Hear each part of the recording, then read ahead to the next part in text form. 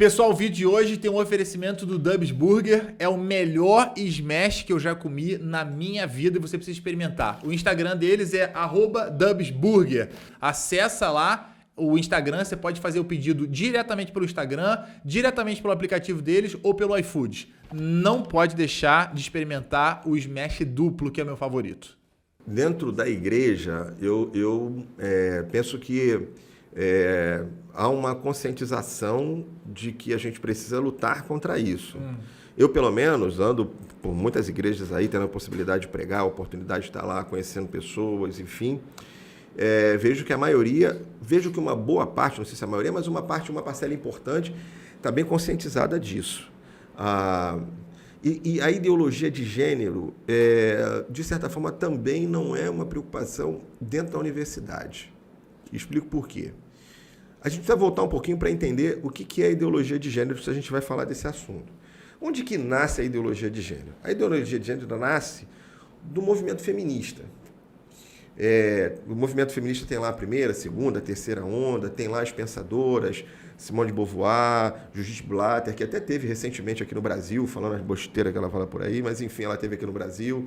Simone de Beauvoir, que já é lá da primeira onda, nasceu lá em 1900, lá a maior influência dela, casou com Sartre lá, a maior influência dela é lá na metade do século passado, século XX, aonde nasce a ideia do movimento feminista. Muita gente, às vezes até dentro da igreja, se identifica como feminista. Não tem a menor ideia do que é o feminismo. Porque se soubesse... Porque o movimento feminista, na sua essência, ela não é para defender as mulheres, ao contrário. E não é direitos iguais também, né? Não, ao contrário. Simone de Beauvoir pregava o seguinte, ela dizia que a biologia não é um destino. Em que sentido? Ela vem com a ideia de diferenciar, de dividir sexo biológico de gênero. Então ela diz que o gênero é uma construção da sociedade. Ninguém nasce mulher, dizia ela. Uma das suas frases é: ninguém nasce mulher, torna-se mulher. Que o gênero seria uma construção social. Então, somos nós, a família, os dogmas da igreja, que determinam um comportamento para a mulher e um comportamento para o homem. Estou aqui simplificando lá a ideia, mas é mais ou menos isso. Ela divide a ideia de sexo biológico para gênero, comportamento de gênero. E ali, então, ela diz o seguinte, ela fala do segundo sexo. Qual é o segundo sexo? É o da mulher, que tem um primeiro sexo, nessa ideia patriarcal, tem um primeiro sexo, que é o homem, e um segundo sexo, que é a mulher, que é inferior. E que se há uma igualdade, só vai haver uma igualdade se desconstruir a ideia de homem e mulher. Porque enquanto houver a ideia de homem, ele sempre será o primeiro sexo, e mulher sempre será o segundo sexo.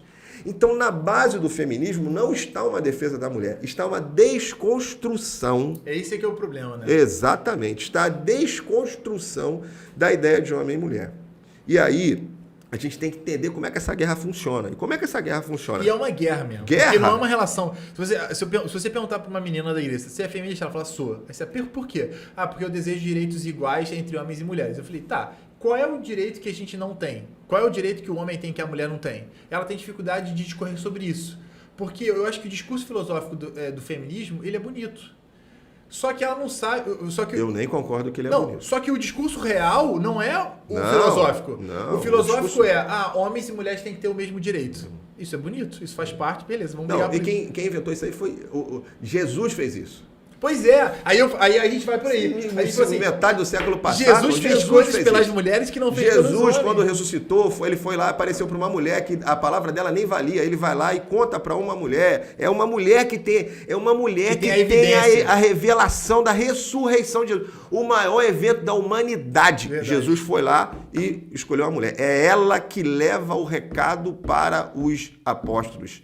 Não foi Pedro, não foi André, não foi Tiago, não foi nenhum deles. Foram mulheres que foram lá levar. E a resposta é, você quer ser amada? Olha para um homem que sabe de fato amar, não só não só essa mulher, né? Mas olha o relacionamento dele com todas as mulheres da Bíblia. Uma das passagens mais fantásticas que eu amo e que eu vi pregando é João capítulo 4. É Jesus conversando com a samaritana. Sim. Que ele não podia falar. Ela fala isso. Você ele não não podia falar falar com o samaritano e não podia falar com ela. Sim. E ela fala isso para ele. Eles eram, tipo assim, tribos inimigas. E não podia falar com ela, mulher sozinha, cadê o marido dela? Ele não podia, ele é uma falha ali, social ali, ele errou. E no sentido da visão daquele momento ali, e ele vira para ela, e ela tem uma das conversas mais fantásticas. A conversa com ela é riquíssima, de tanta coisa que a gente aprende ali. Um texto que eu amo quando ele fala, se você soubesse quem fala, era você que me pedia água.